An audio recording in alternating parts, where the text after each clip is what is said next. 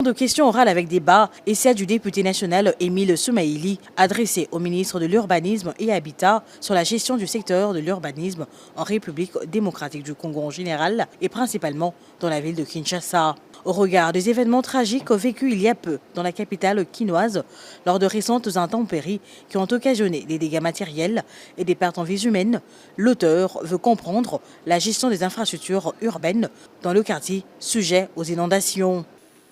Monsieur le ministre, je me permets de vous adresser la présente question orale avec débat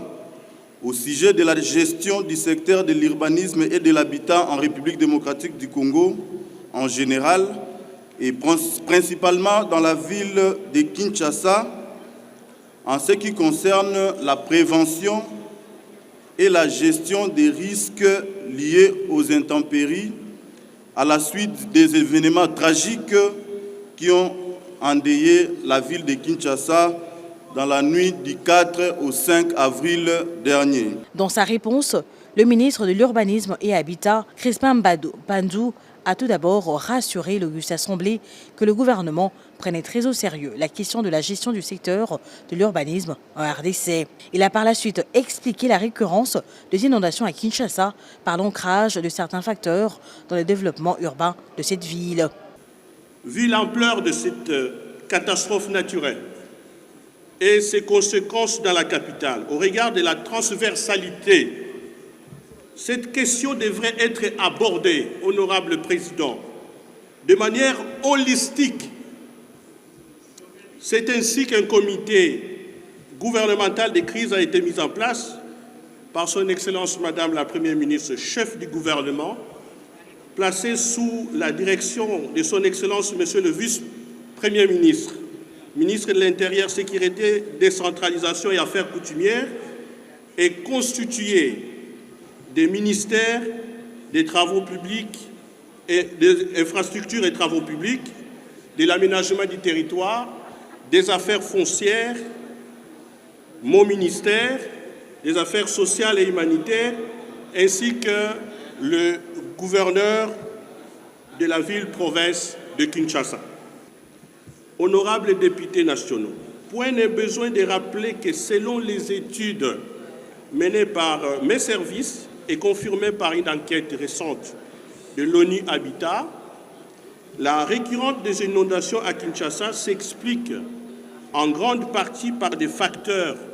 structurels profondément ancrés dans le développement urbain de notre capitale. Les manques de logements décents, les constructions anarchiques, les inondations de maisons, conséquences de normes urbanistiques inexistantes, le travail de la commission de crise, la nécessité d'un recensement de victimes de destruction de maisons anarchiques sont là les nombreuses questions abordées par les élus du peuple lors de cette séance plénière consacrée particulièrement au contrôle parlementaire. La Constitution donne comme droit d'accorder un logement décent. Et accorder un logement décent, c'est-à-dire ça concerne l'habitat. Je pense à la charge du ministère de l'Urbanisme et de l'Habitat. Alors,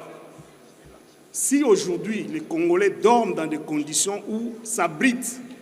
dans des maisons illicites ou illégales, c'est qu'il y a quelque part la responsabilité. Et si cette responsabilité, comme l'a dit le président ici, de l'État, se pose à ce niveau-là, quelles sont les précautions que vous prenez de telle manière qu'on quitte le fait que des individus se permettent à trouver des endroits de fortune pour construire au lieu d'aller vers les constructions établies, élaborées par l'État congolais. C'est vrai qu'il y a une commission qui travaille en ce qui concerne la destruction des maisons dans les espaces considérés non aedificandi. Mais je voudrais ici solliciter de l'Assemblée que nous puissions amener le gouvernement à faire un recensement de l'ensemble des personnes concernées. Parce que ces personnes-là ont eu à obtenir des autorisations pour aller construire là-bas. Ils ont payé de l'argent, ils ont obtenu du ministère des Affaires foncières à travers les conservateurs des certificats d'enregistrement, d'autant plus que personne ne peut aller construire n'importe où.